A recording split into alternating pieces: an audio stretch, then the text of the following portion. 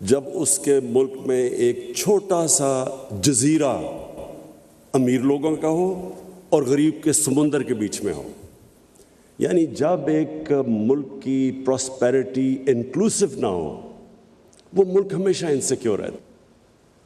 تو میں جب مدینہ کی ریاست کی بات کرتا ہوں، مجھے بڑا افسوس ہوتا ہے کہ لوگوں کو اس چیز کا کانسیپٹ سمجھ ہی نہیں ہے مدینہ کی ریاست کیا ہے۔ وہ سمجھتے ہیں جی ووٹ لینے کے لیے بات کر رہے ہیں یا کوئی پتہ نہیں اسلام کو استعمال کر رہے ہیں پولیٹکس کے لیے، اس لیے کیونکہ لوگوں نے اسٹڈی ہی نہیں کیا وہ ماڈل۔ وہ ایک اتنا یونیک ماڈل تھا کہ ایک عظیم لیڈر نے، وہ لوگ جن کی حیثیت ہی کوئی نہیں تھی، ان کو اس نے اکٹھا کر کے دنیا کا عظیم سویلائزیشن بنا دیا۔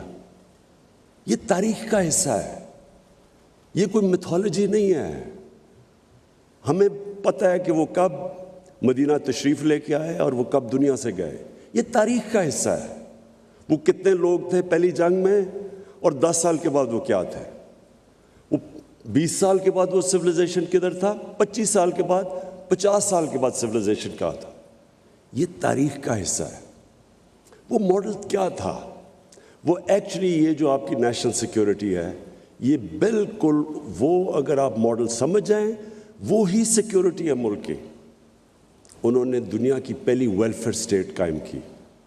پیسے بھی نہیں تھے، ان کے پاس کوئی دولت نہیں تھی، بڑے ہجرت کر کے آئے تھے، غریب لوگ تھے، لیکن انہوں نے ایک چیز ثابت کی کہ جب ایک قوم اپنے کمزور طبقے کا دھیان رکھتی ہے، اصل میں سیکیورٹی وہ ہے، وہ سیکیور ہو جاتی ہے، قوم کھڑی ہو جاتی ہے۔ سب کا سٹیک ہوتا ہے قوم کے اندر۔ جب تک کہ ہر انسان کا سٹیک نہیں ہوتا، آپ جتنے مرضی 22 کروڑ کا ہجوم ہے، وہ انسیکیور رہے گی ہمیشہ۔ سیکیورٹی تب آتی ہے جب ہر شہری اپنی قوم کو اون کرتا ہے۔ فوج سیکیورٹی نہیں دے سکتی، لمیٹڈ سیکیورٹی ہے۔ سیکیورٹی دیتی عوام۔ عوام جب کھڑی ہو جاتی ہے، قوم بن جاتی ہے، وہ سب سے طاقتور قوم ہے۔ چھوٹا سا کیوبا، سینکشنز کتنی لگی، وہ کیسے سروائیو کر گیا؟ کیونکہ جو حکومت تھی، دنیا کی بہترین فلاحی ریاست انہوں نے بنائی۔ ہر انسان کے لیے انہوں نے ایک ریاست نے سٹیک دے دیا کہ یہ آپ کی ریاست ہے۔ اور جب انہوں نے ویلفیئر اسٹیٹ بنائی، کچھ بھی نہیں تھا، کچھ بھی نہیں ہے ان کے پاس، کمپیئر کریں پاکستان سے، لیکن وہ کھڑے ہو گئے۔ تو ہمارا جو پاکستان کا سب سے بڑا انسیکیورٹی کا اب تک جس وجہ سے ہم انسیکیور ہیں، جو وجہ ہے، وہ ہماری ان ایکول ڈیولپمنٹ ہے۔ ہمارے امیر غریب کے اندر فاصلے بڑھتے رہے۔ ہمارے ملک کے اندر ایک چھوٹا سا ایلیٹ نے کیپچر کر لیا ملک کی ریسورسز، اور ایلیٹ نے دوسروں کو کمپٹیشن کو آنے نہیں دیا۔